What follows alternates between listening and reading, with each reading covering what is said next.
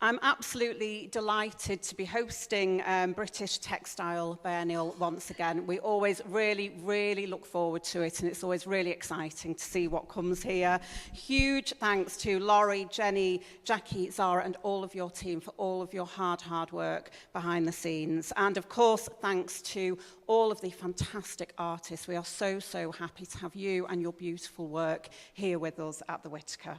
I know you're all going to love the exhibition. We're going to stay open a little bit later after 4 o'clock today, just in case anyone hasn't quite had a chance to see the exhibition, so you will all get to enjoy it. It's so important now, more so than ever, that we continue to support artists to travel, to share their work widely, their culture, and through it to examine our shared concerns, interests, and inspirations. Art not only brings us joy, but sometimes greater understanding and appreciation of places and people that we may be unfamiliar with, and we certainly need more of that. Hope you really enjoyed the discussion this afternoon. Carrie Summers' book is available to buy. We still have some copies left in our shop, so if you did want to buy a copy, she will be signing after the event today. And I'm now going to pass over to wonderful Laurie Peake, who is going to lead the event this afternoon. So over to you, Laurie. Thank you. Thank you, Gaynor. And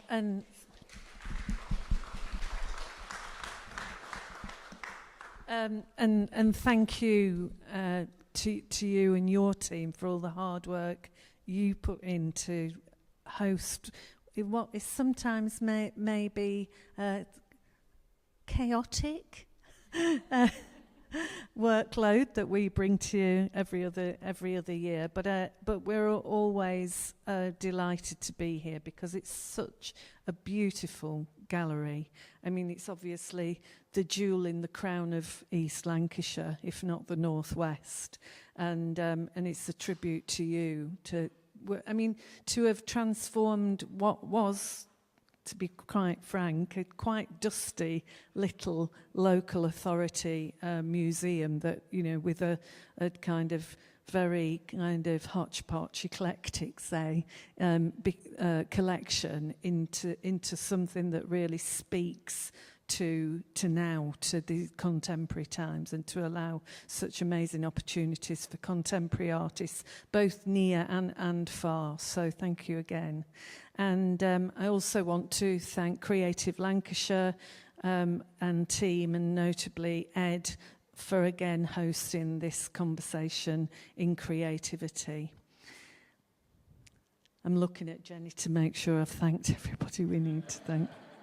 We should thank also the British Council, who enabled Dara Marotra to be here with us and to be here for so long in order to be able to make that magnificent installation that was very painstakingly installed by her own fair hand. And of course, which brings me to be truly thankful to have with us today Carrie Summers. And particularly on the time that she's launched this new book, The Nature of Fashion, which almost could have been commissioned by us actually for BTB. I mean, we just could not believe it when we heard the synopsis of it, and we thought, well, there must have been some kind of telepathic brainwaves going between us. And I'm sure many of you know that Carrie obviously is an author, but also really importantly, an activist around the whole issues around the sustainability of textile production. And many of you will know her as the founder of Fashion Revolution, which did such important work to take that message out to the wider world, because so many people, so many of us don't think twice really about where our clothes come from. So without further ado, I'm absolutely thrilled to invite Carrie to the stage.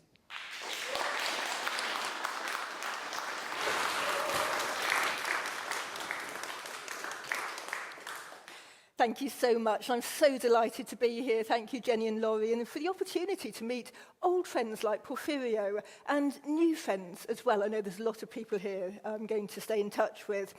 So I'm going to start with an overview of how I got here, how I got to be standing on this stage holding my debut book. And like most things in my life, it was rather a circuitous route. And then I'm then going to move on to talk a little bit more about the botanical stories that have shaped our material world and why I believe plants can help reshape fashion's future. My journey towards writing this book probably began at quite an early age. I was just talking to Laurie about Branscombe, which is where I spend most of my time. And I remember when I was in Devon, and one of my primary school projects was one of these, what are you going to do when you grow up? And I talked about living in a wooden hut, going down the donkey paths in this little place called Littlecombe Shoot. And I don't think I had any particular literary aspirations at that time, but I think it was the only career that my young mind could think of that would fit inside so solitary and singular a wooden box without, any connections to anywhere, really sort of halfway down the cliff. And I've just realised I should be flicking on here as well. And so, but in the end, it was fashion and not fiction that became my career. And I didn't really have any aspirations in that regard either, other than sort of pushing my way through the scrum at the local jumble cells to find the inevitable Chanel suits and Harrod tops and good leather brogues that you could find back in those wonderful times. Try looking for those now. But I was carrying out research in Ecuador for my master's in Native American Studies back in 1990. And I saw how exploitative systems drained the profit from the middlemen who can drain the profit from the artisans and place them in the palms of the middlemen instead. And some of the artisans faced more direct attacks. So I met two cooperatives who had arson attacks because of the threat they posed to the middlemen. And what began as a summer holiday project quickly absorbed all my time and energies. And as I watched families sending their children to school, as you can see here for the very first time, I gave up my fully funded PhD in natural dyes and the symbolism of colour in the Andes, and I focused on creating change instead. And I founded my fashion brand in 1992. It's still going now, run by my husband. And 1992 was 500 years since Columbus arrived in the Americas, and I really felt that weight of colonial legacy. Choosing to name it Pachacuti, a name that nobody could pronounce, but it symbolised my commitment to doing fashion in a different way. So Pacha means earth or time in Quechua, and Kuti means upside down. So it means world upside down or time of transformation. And the idea was to overturn the colonial narrative and ensure that wealth and recognition flowed back to the communities who deserved it. And instead of perpetuating an unequal exchange, I envisioned craft as both a celebration of heritage and a means of empowerment through the power of fair trade. And it wasn't long before I stopped designing knitwear collections, and the Panama hat became my symbol of that sort of metaphor for change, a way to embed social justice into an item of high craft. And at the heart of Pachacuti was a reimagining of supply chains, not as extractive, but as relationships of trust and respect. And the brand became a trailblazer for transparency long before that became a buzzword. So we became the first company in the world to be Fair Trade certified back in 2009.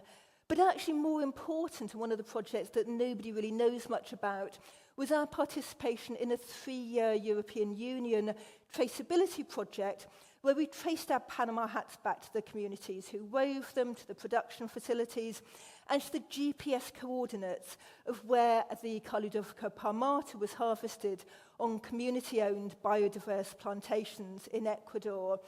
And if any of you have read or listened to Robert Macfarlane's Is a River Alive, you may know that these cloud forests are among the most biodiverse habitats on Earth. So they cover around 0.5% of the world's surface, but they contain around 15% of known species. And those of the northern Andes, where our Carludovica palmata comes from, are the most biodiverse on Earth.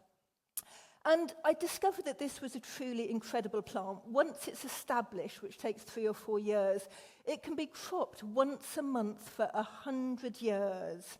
So when it comes to sustainable fibres, it sets a really high benchmark. And as part of our research, we found that one Panama hat uses the equivalent of 13 days drinking water in the production process. A cotton hat, any guesses? 825 days drinking water. And this is really significant. So having that knowledge impacted the decisions we made.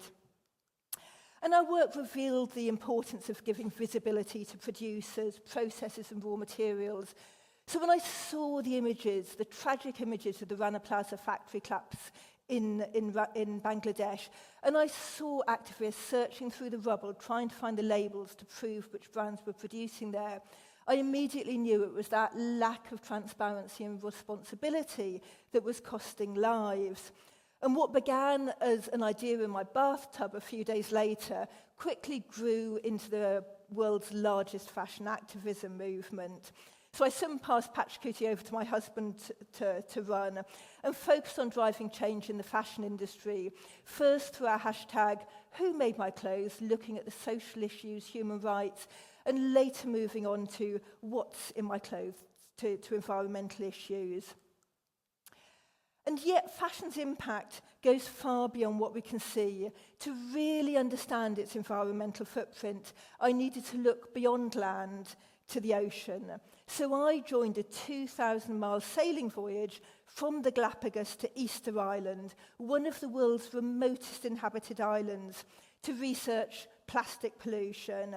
And my mission was to uncover where those fibres, where our clothes end up on their invisible stories beyond our wardrobes. And we spent hours every day dropping the manta trawl and the Niskin bottle and analysing the results. And every trawl brought up an increasing amount of plastic, small but significant remnants of the trail of plastic waste that is left in the wake of uncontrolled growth. And as our knowledge of the harmful impacts of synthetic textiles grows, natural fibres are widely being promoted as biodegradable alternatives to synthetics. And yes, they can provide solutions, as my book reveals, but their impact has mostly been neglected in scientific studies up to now. Natural fibres often pass through chemical processes. We use around 15,000 different chemicals for treatment on our textiles. And some of these processes, like the process to change trees, to change wood pulp into viscose, actually change the chemical structure from cellulose 1 to cellulose 2, meaning that there's nothing in nature that knows how to break those substances that were originally natural, how to break them down. So 2 years later, I returned to the water, and this time it was to Rudyard Lake, which is just a stone's throw from my front gate. And we wanted to explore how historic textile production affects water ecosystems today. And sediment at the bottom of the lake acts a bit like a time machine. It reveals the differences in fibres and pollutants over the years. And as we analyse that fine lake silt, all of my certainty is dissolved. Our analysis found that cotton was the most common fibre type. You can see it in the purple here. It was present throughout the core, very little in the way of synthetics. And then there was wool, which you can see in the green, particularly in the older layers. Some of those fibres have been sitting in our lake for 140 years. So with this new knowledge, I started imagining solutions. What would our clothes look like if they regenerated, if they restored ecosystems instead of depleting them?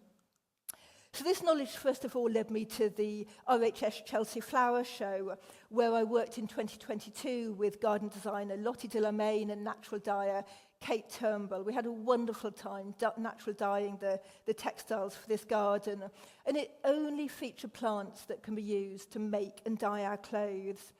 And as I started to talk to the many visitors who came to the gardens, I realised that fashion's problems weren't just about supply chains or factories or really even about fashion's impact. They were about something far deeper. They were about our relationship with the earth itself. By the time I worked on that garden, I'd spent almost a decade leading fashion revolution.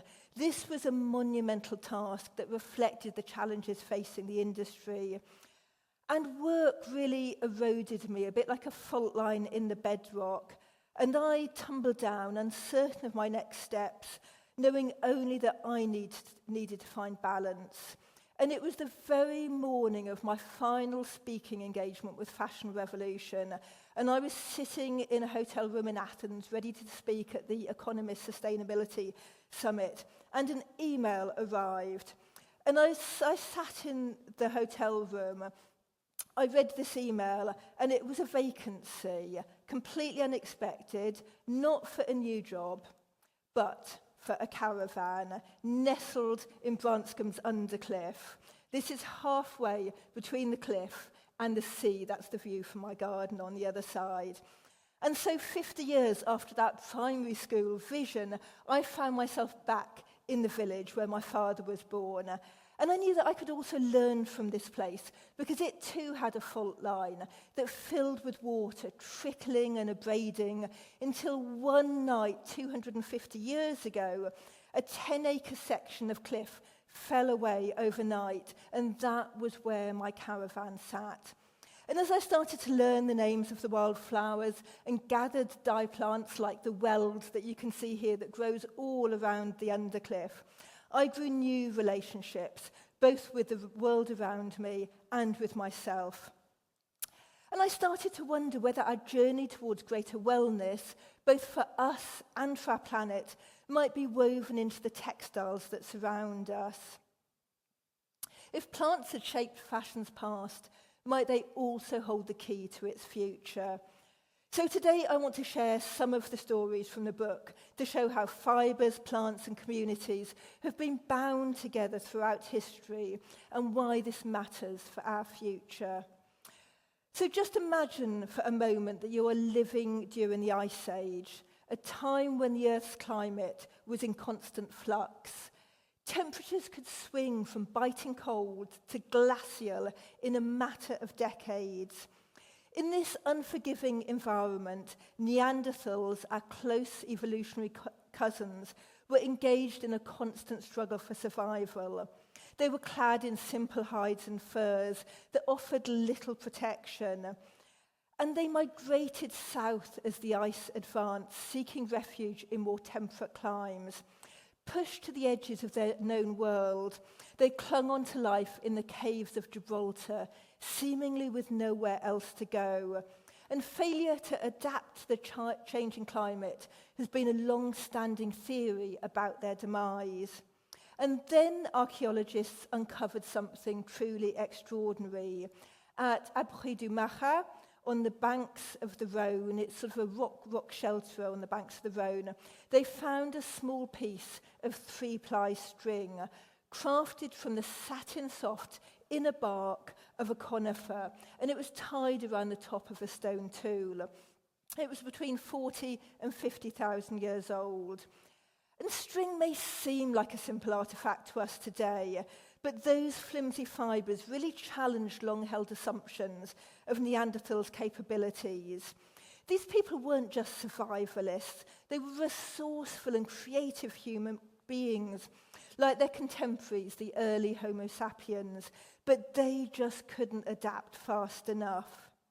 The ability to adapt, including the adoption of new fibre technologies, ultimately allowed modern humans to flourish in a glacial world, eventually spreading out to inhabit every biome on our planet. And string played a really powerful role in taming the world to human will. It had enabled the creation of snares, fishing lines, nets, tethers, handles and ties, as well as tents, underwear, outerwear and accessories. It provided a way to bind hard materials together, enabling the construction of more complex tools. And while there may not be an era named after it, like the Bronze Age or the Iron Age, I think the invention of string and the spinning of thread rank among humanity's most pivotal advancements, on a par with the creation of stone tools and the discovery of fire. But string brought more than utility. You may have seen the information about this that came out just a month ago now. In the Dzudzuana cave, in the foothills of the Caucasus in present-day Georgia, archaeologists uncovered some of the earliest known examples of processed wild flax. And that flax had been dyed in multiple colourways. It was black, turquoise, pink, and blue. And this suggested both an aesthetic appreciation and a cultural expression. So, as I said, earlier this month, the news arrived of the discovery of indigotine in that cave, derived from the woad plant. And this puts the earliest known use of indigo at over 30,000 years ago. Earlier, until then, it had been thought that the earliest examples were in the Huaca Prieta cave in Peru, which I also talk about in the book. And the report that came out says that this shows that plants played a far more diversified role in early human life than was previously assumed. Yet progress often carries unseen costs. Çatalhöyük in Turkey was a thriving city some 9,000 years ago, and its tightly packed dwellings fostered a bustling community with rich cultural practices. And textile technologies were integral to this early urban settlement, as evidenced by the production of some of the first plain weave textiles along with the site of Jarmo in modern-day Iraq. And art and textiles became something of an obsession for that city. On their walls, they painted themselves dressed in leopard skins as proof that they were stronger than the world around them. But most of the time, they didn't dress in leopard skins because there weren't 9,000 leopards to go around. So I'm just going to read you one little section of my book now. And they dressed in something that was equally majestic and far more accessible, the oak. They chopped down the trees in their thousands, using the wood to support the walls of their homes, for roof timbers, as fuel to fire pottery, sculpt vessels. So why not use it for their clothes? It was far easier than importing flax from over the mountains. And they started to scrape away again the bast fibres between the bark and the wood. And the fabric they made was uneven, porous, it was rough to the touch, but it smelled like a woodland, sweet with sap. And they kept on cutting down the trees. They started replacing the trees with cattle as well, and nobody realised how vital those oak trees were for the life of the city. And I move on to say that to grow grass for all those cows, they irrigated the land by the river, back before the river dried up. Now the landscape resembles a desert, its soil blown like dust in the wind. One or two oaks remain, their leaves yellow-tipped, culling up, dropping off. A few skeletal cows still stalk the ravished ground, lowing like lost creatures from some bestial underworld. Others are less fortunate. Entire rib cages pierce the rim of red earth, like the collapsed frame of an abandoned storehouse, while other carcasses lie white and gleaming as wave-turned shells on a distant sandy shore. The land is little more than a backdrop for death. No one realised that the oaks offered more than utility, not until they were gone. Without them, the city collapsed. Now, before starting to research this story, I'd placed the separation of humans and nature squarely on the shoulder of Enlightenment philosophers like Isaac Newton, René Descartes, and Francis Bacon. These men were instrumental in shaping the modern Western worldview, and they effectively sanctioned our right to exploit nature in the name of material progress by diminishing all non-human entities to instruments of purpose. But then I discovered that that rift occurred thousands of years earlier, and one archaeologist described Çatalhöyük as an early example of how the advent of farming ended our symbiotic relationship with nature. But we will never know the full story. Did the people of Chattel Week learn from that cascade of cause and effect that devastated their ecosystems, leading to the collapse of their city? And did they perhaps start anew elsewhere, carrying that hard-won wisdom with them? The nature of fashion traces the stories of both plant materials and dyes. And as I began researching colour, I encountered a world of contradiction and depth. Because while an online article in Web Vision explains that there is no colour in the external world, colour vision is an illusion created by the interaction of billions of neurons in our brain. I believe that in seeing colour, we do more than observe a spectrum of light. We engage with the currents of the universe that shape our existence. So if you take the extremes of the spectrum, black is the colour of complexity, of light swallowed whole. With its dense concentration of pigments, black absorbs everything and reveals nothing. White is the polar opposite, light unfiltered by pigment. Some call it the colour of simplicity, while others argue it isn't a colour at all, but the absence of absorption, a reflection of light's full spectrum scattered by air. In the end, like so many things, it all comes down to the way that you see. At this stage, I was going to read one of my favourite stories in the book about the making of Echigo cloth in Japan in 1192. But if you want that story, you're going to have to buy the book and read it in there, because I decided after going to some of the exhibitions, particularly the exhibition that showed the incredible textile innovations from this region that were used for climbing mountains, for Amelia Earhart, for some of the earliest innovations around flight, I was going to read a different and more personal story, which I will get to later. But whether it's white or black, whatever colour our clothing it is, it often hides a darker side. In 1500, the Portuguese navigator Pedro Álvares Cabral set sail for India, and drifting west a little too far, he spotted an island, or what he thought was an island. It soon became clear that the place he named the Island of True Cross was an entire continent unknown to Europeans. And the early venturers returned to Lisbon with a cargo of wood. They tell the king that this is what they will trade. The locals call it Ibiratanga, red tree, and from it comes a dye that flames like hot coals on a fire. It's the very same species, they say, that we call sappanwood. Some call it pau Brazil, and we pay scandalous prices for it from the east. And all over Europe, there's few emblems of affluence that are more vocal than the chromatic intensity of crimson. And the trees grow with such abundance that the merchants dub the place Terra do Brasil, the land of Brazilwood, and the name sticks. And you get where I'm going with this. In just 50 years, thousands of these giants of the Atlantic seaboard were reduced to stumps.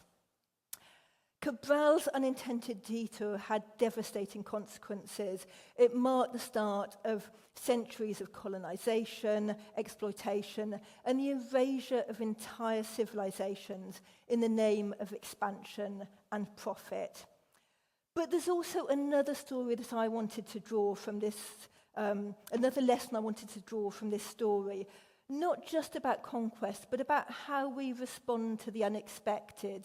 Because history shows that we very rarely get it right the first time, as the story of Chattel Week demonstrates. And it's precisely in these moments of misdirection and uncertainty that new opportunities can emerge if we approach the unknown with openness to creatively rethink our course and to reimagine what is possible.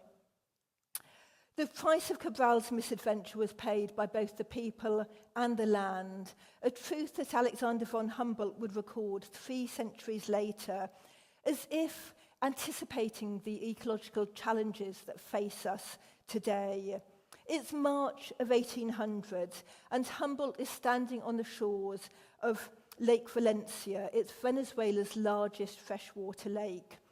The rainy season has already started, but still the lake's levels remain low. And they are all inextricably entwined, he explains. The cutting down of the forests, the drying up of the waterways, and then the devastating floods when it does rain, the cultivation of cash crops, especially indigo, which impoverishes the soil more than any other. Humboldt observed how the world's desire for colourful clothing brought poverty and dependence to the local population, and how it exhausted the land. It didn't need to be this way. Indigenous communities knew that indigo was a legume and it can be grown within a cycle of crop rotation, something like the milpa of Mexico, the similar systems in Peru. It can be grown with other crops. But history isn't just about what we read in history books. I love reading the stories of Humboldt. I'm reading his diaries again at the moment because it can teach us so much. But history is also about the stories we live. So I wanted to tell you the story of my third great-grandfather. And I'm going to put my glasses on for this one because the text is a little bit small, and hopefully we'll see how this links in with the exhibit which many of us went to see a couple of days ago. So one man who looked at the horizon and saw the future was my third great-grandfather, Charles Claude Hamilton. Born from the unlikely union of Madeleine Colette, an orphan French Catholic lace maker, and John Hamilton O'Hara, Protestant squire of Crebilly Castle and vast Irish estates, Charles Claude's life was shaped by opposing forces from the start. After his father's death, the legal battle over their inheritance became a cause célèbre, with Daniel O'Connell, future liberator of Ireland, representing Madeleine and her sons, pitted against a powerful establishment intent on suppressing Catholic emancipation. All it needed was a few bribed witnesses to sway the fully Protestant jury. The court declared the marriage void, their sons illegitimate, and Charles Claude was cast adrift, a victim of the sectarian tensions that defined the age. For all its dramatic scope, the outcome left my family on the margins, their hopes undone. Yet while the authorities tried to tether his lofty ambitions to the earth, my third great-grandfather found a way to rise above, escaping the world of shadows and allowing his imagination to soar. Charles Claude envisioned a future where limitations could be overcome, not by money or privilege, not by holding the keys to the castle, but through the power of creation and the sheer will to dream. So settle back in your seats for 5 minutes, and I'm going to read you the story. It is an incontrovertible fact, Charles Claude Hamilton writes from his London home, that the 19th century is already, before half its current era has elapsed, as brilliant and important discoveries of science as any of the most famous periods, either of antiquity or modern times. His graphite pencil moves swiftly across the page, although his hand hesitates now and again, suspended in uncertainty, as if measuring the weight of what he wants to convey. The glow from the coals casts a shadow across the parchment, but his words are illuminated by more than the fire. They are outpourings of a radiant dream. Charles Claude has, by this time, already picked up the cube of Indian rubber on his desk and erased the lines once, admitting to himself the absurdity of his proposal, hearing the cries of ridicule. After all he has been through, he is fearful of deep-rooted prejudices that give rise to disbelief. Who will listen to a man who once stood at the centre of a national scandal, his claim to noble birth dismissed, his hopes in tatters? Since being turfed out of his ancestral home, he can barely make ends meet without the Royal Literary Society's support, and there's always another child on the way. And yet this same man who has felt the barbs of bribed witnesses, heard the sneers of biased juries, cannot quell the urge to write it all out again. He will not be bound by the smallness of other people's imaginations. New things, by permission of God, for good purposes, he continues. This is the true nature of invention. The innovations of tomorrow are no idle curiosities, but acts of bravery for the betterment of all humanity. The possibility of flight, that most ancient of dreams, has long eluded the contrivances of great men. Charles Claude understands only too well the failure of Icarus, but to his mind the sole impediment to the art of flying has been in acquiring the proper materials. With the recent arrival of a wondrous new substance, this castle in the air may have found its building materials upon earth. Born of the steaming rainforest of Brazil, Indian rubber, he believes, will change the way we see the world. Across the seas and the forests of South and Central America, indigenous peoples have tapped latex from trees for millennia, combining with juices from morning glory vine to make the material less brittle. Yes, they used it to keep themselves dry, but mostly they employed it for another high-flown purpose, to make rubber balls for their favourite game. Then just this year, the captain of a windjammer sailed from Brazil into Boston Harbour with a pair of waterproof rubber boots. When the cargo was brought ashore, an order for 500 pairs swiftly followed. Now waterproof fabrics are being made in New England's textile houses. Even in England, Mr. Macintosh has started selling his patented rubberized coat, and Mr. Nadir has woven rubber threads into cloth, stating his intention to make clothes and accessories. It is this same Indian rubber, or caoutchouc, that will clad Charles Claude's vision, the missing ingredient to allow humans to take flight. He sees it clearly, this artificial plumage. Once assembled and fixed to vestments, it will be light and warm as the clothing of birds. Dressed in wings powered by nature, we can transcend our limitations, no longer earthbound like a half-fledged chick, constrained to wait for maturity. With rubber from Brazil, he writes with a flourish, man can imitate nature. You might be forgiving this is a writer's idle fantasy. So Charles Claude outlines with precision, the precision of an engineer, the mechanics of his wings. The rubber armbands to provide stability, the sockets for each feather in rotation along the tubes, a belt around the waist to secure the apparatus, and a breastplate crafted of the same material, filled with rarefied air to cushion the flyer against bruises. Nor is this only in his head, for he has roped in his brother to help with the engineering. Each detail is designed not simply for aerial display, but for elegance too. If a man flies, he insists, he must be fashioned to be fit to be looked at. So what are these new things, these good purposes for which his invention could be used? Charles Claude proffers one or two examples of the myriad examples of detachable wings.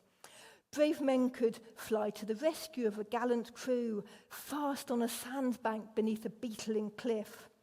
No longer would navigators be forced to brave the furious Straits of Magellan. They could soar above the storm, charting new routes from the skies. Eggs of gulls, down of eider ducks, and multitudinous objects valuable in trade could be gathered more easily. And for those involved in more secretive pursuits, a good flyer could prove an especially good spy. He sets down his pencil and wipes his brow with a sigh. If he'd only begun working on this earlier, perhaps his mother could have taken flight, soaring over the prison walls that unjustly confined her, while his father, in betrayal, took a bigamous wife. Fragments of lies swirl around his head like dust motes. He shakes them off, but still a flush of heat rises to his cheeks. He rustles through this disordered papers on his desk, until he finds the title page, his name etched at the top. This was no castle in the sky. With a defiant stroke, he scrawls, "Formerly of Cribbilly, County Antrim," beneath his name, as if daring anyone to forget where he came from. He lets his thoughts settle before he starts writing again, dismissing the quiet ache of a life that could have been. Then the words come again, steady and clear. "Give me time and the materials, and my wings will own the power of flight." And what then? We will no longer look enviously at the birds, dreaming of heights we cannot reach. We will rise naturally as the blackbird lifting on the morning light. His words trail off, not in doubt this time, but in certainty. From his modest terraced home, Charles Claude has done what all great inventors must: harness the weight of life's injustices, coiled tight like a spring inside his chest, and transformed it into the very force that lifts him up through the air, into the future, beyond the glowering clouds on the horizon. There, on the far side of dreams, all things impossible become possible. Though he may not see it, and the world might never understand, Charles Claude Hamilton has already taken flight. And retelling my third great-grandfather's story here, I recognise that power of perseverance, of daring to believe in those possibilities that others may so easily dismiss. And although our family's lost castle was an often told tale throughout my childhood, I think that the true riches left to me surpass any grand estate, a reminder that intangible gifts that lift the spirit and encourage us to dream are the most precious inheritance of all. So even as Charles Claude's imagination soared, on the ground, industry continued with the same old patterns. The River Churnet, which is the river that comes down from Rudyard Lake, you saw the pictures earlier, was supposed to be the best water for dyeing in the whole of Europe. Over time, it became the most polluted river in Europe. I talked to a friend who was a dye works apprentice there in 1955, and he told me how the river used to change colour 2 to 3 times a week. People even wrote in to tell us about catching purple fish.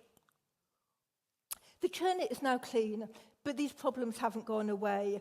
I've seen it outside Dhaka in Bangladesh, where the effluent flows through open drainage ditches straight into a river that's home to a red-listed species of dolphin.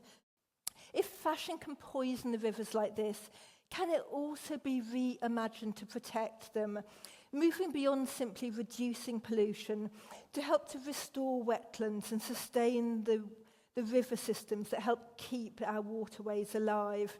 And this was the question that helped to shape the next stage of my journey.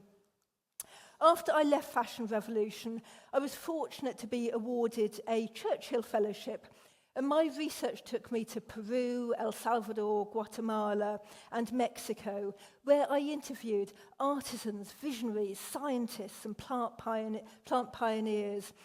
The final chapter of my book for the present day is actually a really short one, but if you want to find out more about my research, you can download this for free from the Churchill Fellowship website.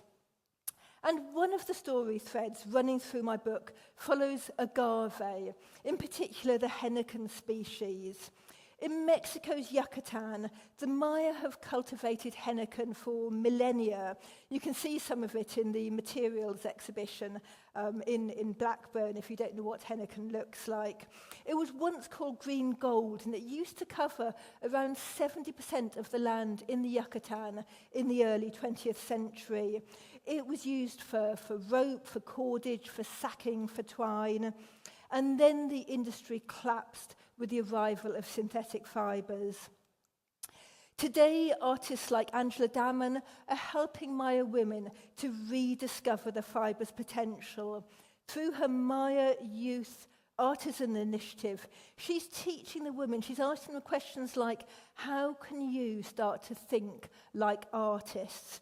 They're transforming Heineken into design pieces that speak both to their heritage and to their future. And alongside this revival, I met scientists from the Yucatan Scientific Research Center, and they are trying to reinvent the plant itself through using traditional selection methods and micropropagation. They've doubled the yields and they've shortened the harvesting times while improving genetic diversity. Cotton is the most widely used natural fibre. It's also one of the world's most pesticide-intensive crops, but certain strains like the coloured cotton need little or no chemical inputs. This is a marvellous woman called Yolanda Contreras. I knew that I had to go and visit her.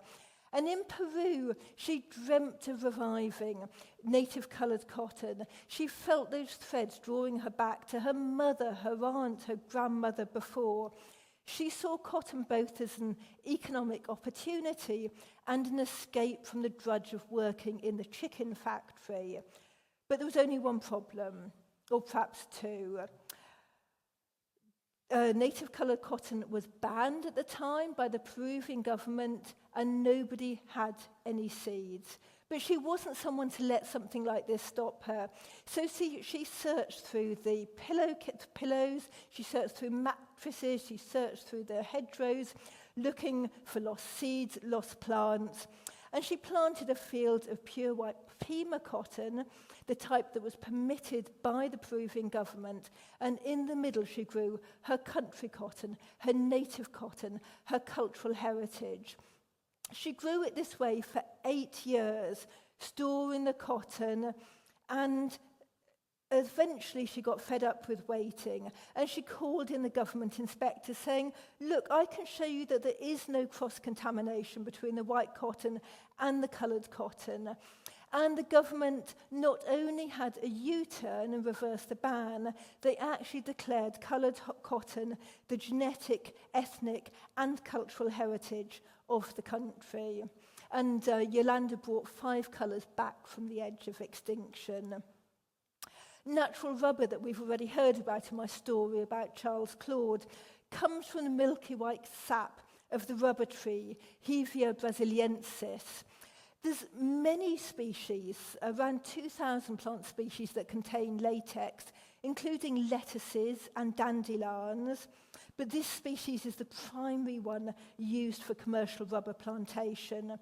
And clearing land for rubber plantations has devastated the environment of so many lands, not just in Brazil, but in places like Indonesia, Thailand, Malaysia. This continues to this day. Yet when latex is harvested in small amounts from healthy trees grown in their natural environments, rubber can provide sustainable income for smallholder farmers and support forest conservation. Caxacori Studio, who I met in Peru, partners with 59 different indigenous Awajun families in Peru's Amazonas region, one of the poorest regions of Peru. And by managing the forest in this way, the community helps to preserve traditional knowledge, protect wildlife, and to date they have conserved around 7,600 acres. And through these stories and these journeys I've made, both past and present, it's clear that every fibre, every dye is part of an ecological and cultural web, like the mycelium exhibit that you can see here. They're not just interchangeable raw inputs into our textiles, but they're living systems and they're partners in our shared future. Yet we live so often as if they were inconsequential. But that blindness really does have consequences. Humboldt saw it 2 centuries ago, the fragile equilibrium, the intricate web, how one thread, when pulled, interrupts the pattern, loosens the rest. And little has changed today except the scale. Today it's chainsaws and bulldozers that are making matchsticks of the forest rather than axes. But there are other ways of seeing. For the Guarani, whose rainforest home spans Paraguay and Brazil and beyond, life is about becoming rather than being, something we've also heard in Dara's talk today. It's about transformation rather than a fixed state. And in Quechua, the language of Peru, the principle of Aini reminds us that nothing survives alone. Aini is the ongoing act of giving and receiving. It needs to be recreated every day anew in order to maintain balance. And when I studied Quechua, I also learned that there was no word for possession in that language. You can be with something or without it, but you can't own it. So this shows that different perspectives, different ways of seeing and being are possible. And this all brings me back to Branscombe, where this story started. And I was at St Winifred's Church this time last year for the Harvest Festival. And when Father Stephen climbed the steps to the high altar, he started with a simple line: the essence of life is gift. The essence of life is gift. And those words lodged in my head as a way of seeing, a way of thinking, where nothing is owned and everything is part of a cycle of giving and returning.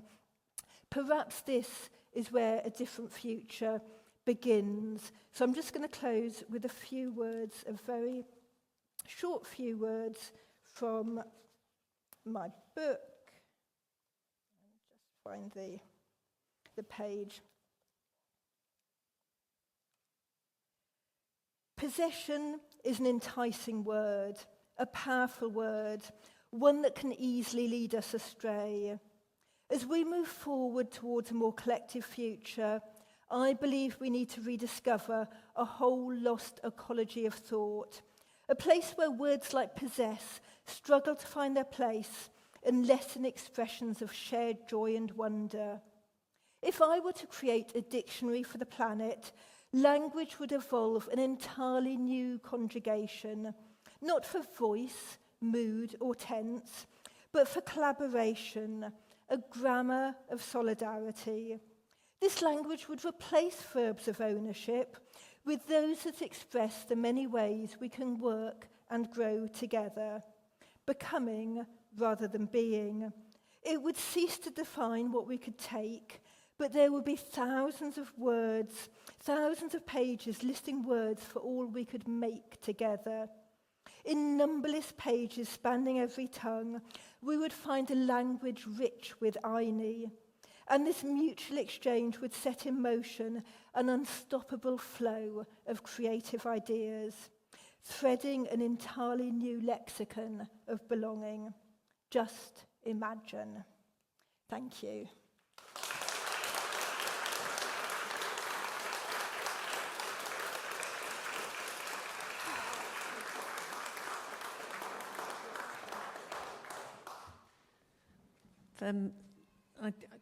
Are there any questions? I thought we could have just a short chat. Any questions? No? All right. Well, I'd like to ask a question of Carrie, because it's truly inspirational and moving what we've just heard, and you know, for that 40 minutes, I certainly was transported into another world of possibilities that wasn't anything like the world that outside really is. I'm not sure whether, I think you know about our homegrown, homespun project, which is us here. So we've, for the past, I think 5 years ago, we started growing a field of flax in Blackburn, and two of our volunteers are here who really made it happen. If you want to stand up and take a bow, Stephen, yeah.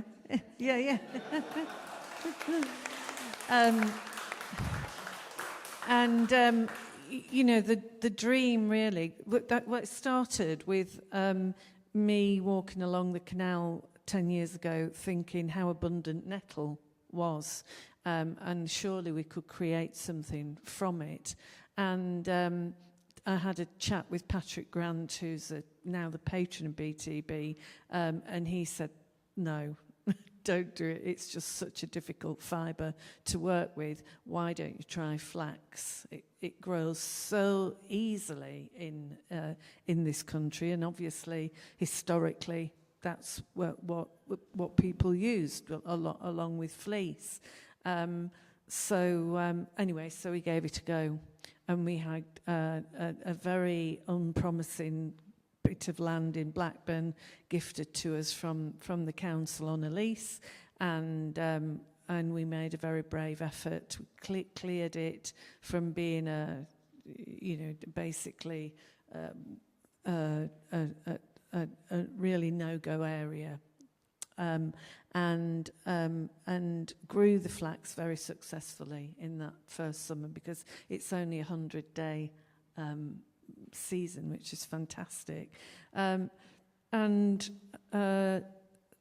We've got 3 very successful harvests, but we've only managed to create 1 item of clothing, which you may have seen in the materials library, which we're incredibly proud of.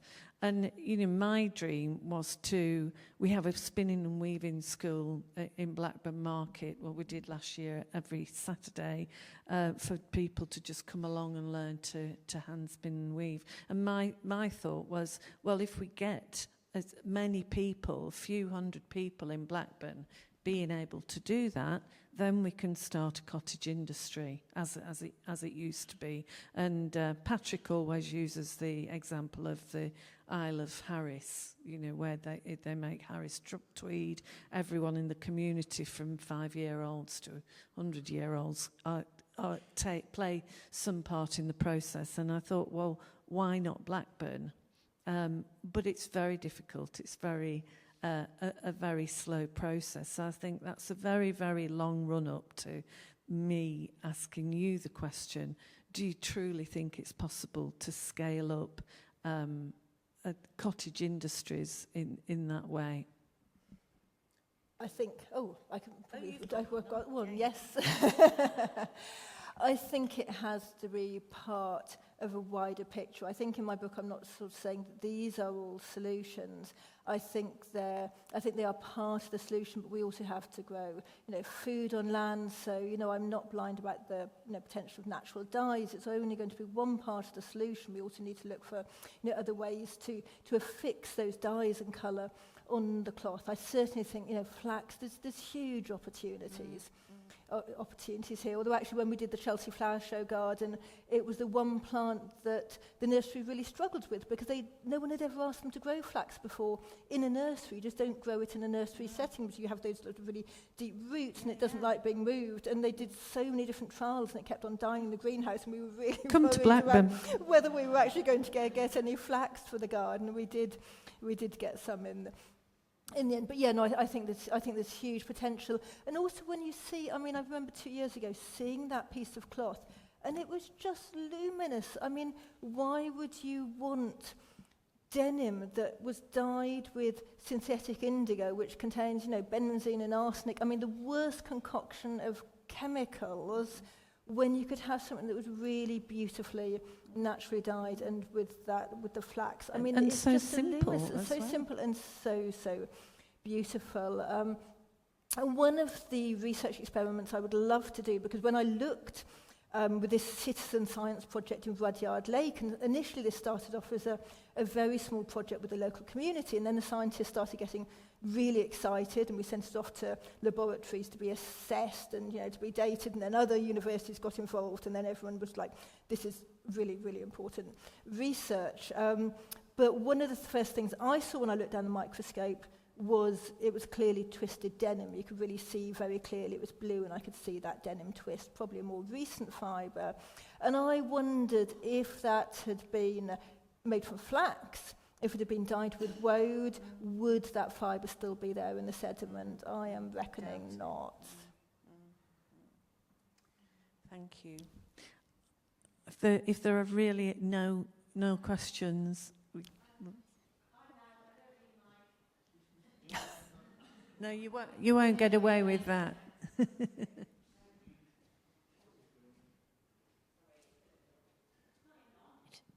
Is it? Oh, you can hear me. I want to know what your next book is going to be about, Carrie. My idea for my next book is about the relationship between textiles and water. I think because I love water, I love sailing, it's a really good excuse for another really long sailing trip somewhere, because there's nothing like leaving the land behind and knowing you're not going to see land for a month. I mean, I just love that feeling. But I've also got the huge privilege of being invited to go and see the Coggy in the Sierra Nevada. And if anyone's ever seen the seminal BBC documentary, The Heart of the World, or if you haven't seen it, then do seek it out, The Heart of the World and a Luna, which was the Coggy sending their message out through the BBC about how younger brother us is destroying the world. And they've somehow heard about my work, and they somehow think I'm going to help them bring coloured cotton back to their community. And this is a place where outsiders aren't normally welcome, but they have asked me to come to their community. And the reason that their colours are disappearing, the reason their cotton is disappearing, is because of water. And they know that what happens on the coast impacts them up at the top of the mountains. They understand all of that cycle. So it's a part of I want to go there and to help help them share their knowledge. This isn't about me coming in with my knowledge. This is about helping them and helping, to provide a voice for the people in that community. Also really, really interested in the purple dye in Mexico. I love going to Oaxaca, such great food. So in a way, it's an excuse to go back there as well. But something to do with textiles and water. So that's what's forming in my head in a very fluid way. Thank you. Well, can you say one more round of applause for Carrie? Thank you.